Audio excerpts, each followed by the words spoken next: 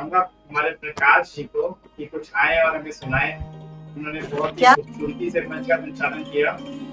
जी धन्यवाद आदरणीय अनुराग भाई जी।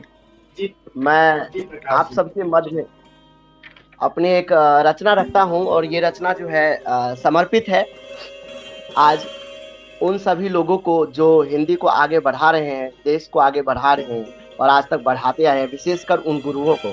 और जैसे कि आपकी गुरु माता भी यहाँ पे विराजमान है तो हम सबकी जी गुरु माता है, वो गुरु माता के समान है। तो जी मैं कहना चाहूंगा जी कि एक ऐसा समय आता है जब आदमी सब कुछ जो है मतलब कुछ नहीं चाह करके भी कुछ नहीं कर पाता है, तो उस समय में एक श्री कृष्ण की जरूरत होती है। तो यहाँ पे वह रचना रख रहा हूं मैं, सुनिएगा। कि अर्जुन श्री कृष्ण से कहता है कि हे मधुसूदन, बताओ कैसे निज पीड़ा का निदान करूं।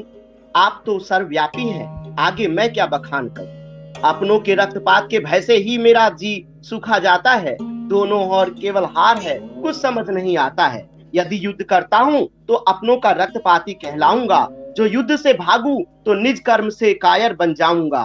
जिसके संग खेला कूदा, जिसके संग सुख दुख दे झेला, है क्यों वो उस पार खड़े। आखिर क्यों ऐसे धन का क्या लाभ, जिसके लिए हम सब अरे। मैं चाहता हूं बनकर सन्यासी कहीं दूर यहाँ से चला जाऊं। अपनों के खून पीने से अच्छा है मैं स्वयं त्यागी बन जाऊं।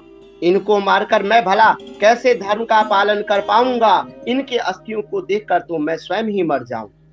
आगे कहते हैं, कृष्णा ने देखा तभी अर्जुन ने गांडीव भूमि पे छोड़ दिया। फिर स्वयं श्री कृष्ण के आगे चरणों में बैठ दोनों हाथ जोड़ लिया। बोला, हे वासुदेव, आप ही तो सब मेरे हृदय को शांत करो।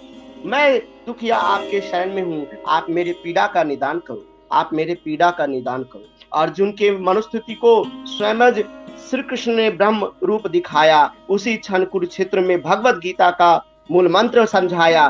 जैसे कोई स्वप्न से जागे भ्रम जाल से अर्जुन जाग गया। जैसे कोई तपस्वी से भूत भागे, वैसे ही अर्जुन ने भय त्याग दिया। वैसे ही अर्जुन ने भय त्याग दिया।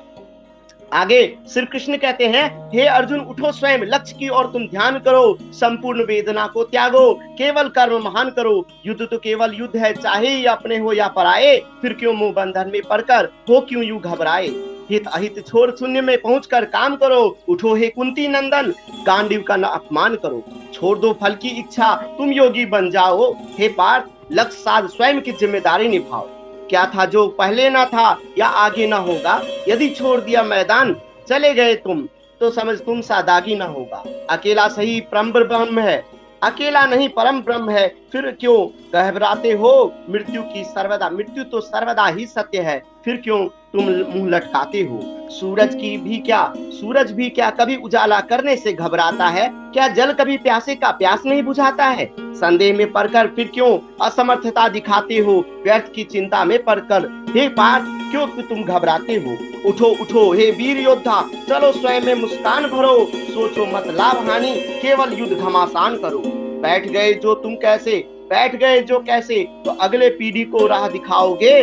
जब पूछेगा धर्मराज तो क्या कारण बतलाओगे। नीति अनीति को ध्यान में रखकर तुम्हें लड़ना होगा।